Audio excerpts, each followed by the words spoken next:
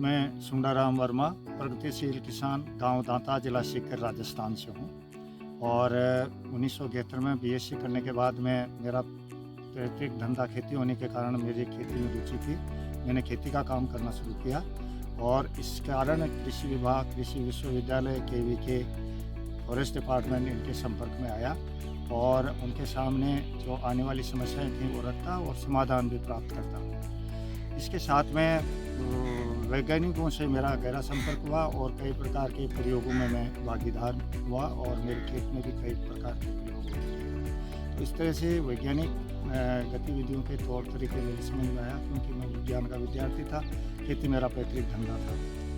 1980 में national young farmer training course के लिए पूसा फार्म नई दिल्ली में मुझे कृषि विभाग द्वारा भेजा गया, जहां मैंने ड्राई फार्मिंग टेक्निक देखी। ड्राई फार्मिंग टेक्निक में क्या होता है कि बरसात की जो नमी होती है उसको खेतों में कायम रखकर और सर्दियों की फसल ली जाती है, रबी की फसल, जिसमें गेहूँ, अनाज, चना, सरसों आदि फसलें होती हैं। क्योंकि राजस्थान में बरसात बहुत कम होती है और वो जो खरीफ की फसल होती है उसके लिए ही कम पड़ती है, तो सर्दियों में अतिरिक्त फसल लेना संभव नहीं था। तो मैंने सोचा कि क्यों नहीं इस तकनीक का उपयोग हम पेड़ों पर करें कि बरसात की फसल को न लेकर बरसात की नमी को बचाए रखें और उसको फिर बरसात के बाद में पेड़ों को लगाएं। इससे क्या होता है कि एक तो पेड़ों की जड़ें गहराई तक जा सकती है और पेड़ों को सूखा सहन करने की भी क्षमता होती है। तो इसलिए मैंने इस तकनीक का उपयोग पेड़ों को लगाने में किया और उसमें मैं काफ़ी सफल हुआ।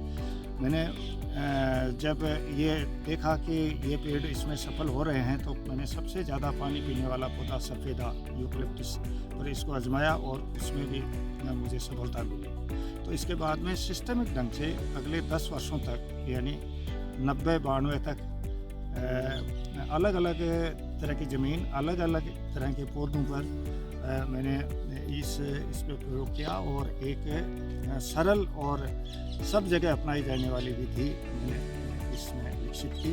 और इसमें चारे वाले पौधे, इमारती लकड़ी वाले पौधे, मेडिसिनल प्लांट्स और कुछ सीमित मात्रा में जो सूखा सहन करते हैं वो फ्रूट प्लांट वगैरह, आंवला है, कैरुंदा है, सहजन है, इस तरह के पौधे लगाए। और अब तक मैं करीब 70,000 पौधे लगा चुका हूँ और उसमें बहुत सारे पौधों से चारा, इमारती लकड़ी और अनेक तरह के अन्य लोगों को इनसे रोजगार प्राप्त हुआ है।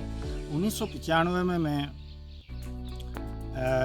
प्रोफेसर अनिल गुप्ता साहब के साथ में हनीबी नेटवर्क के संपर्क में आया, जहां उन्होंने मेरी इस तकनीक को अपने देश में ही नहीं विदेशों तक पहुंचाने का प्रयास किया और मैं कई देशों की यात्राएं की। मैंने कई तरह के प्रेजेंटेशन दिए और इस टेक्निक से कई तरह के अवार्ड मिले। कई तरह के अवार्ड मिलने के बाद में अभी 2020 में पद्मश्री प्राप्त करने का भी सौभाग्य प्राप्त हुआ मुझे, जो भारत सरकार का प्रथम 4 पुरस्कारों में से एक है।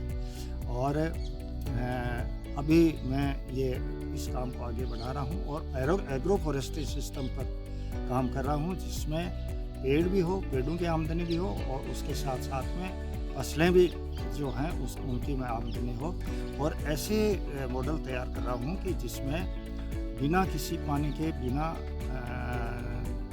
पानी वाले क्षेत्र में, जो बरानी इलाका है वहाँ पे फसलें भी ली जाए और उसमें पौधे भी ली जाए, जिससे पौधे की भी एक नियमित आमदनी हो और फसलों की भी नियमित आमदनी हो। तो इस तरह से मैं ये काम कर रहा हूँ और सृष्टि विज्ञान और हनीबी नेटवर्क मेरे इस कार्यक्रम को आगे बढ़ाने में बहुत सहयोग कर रहे हैं। धन्यवाद।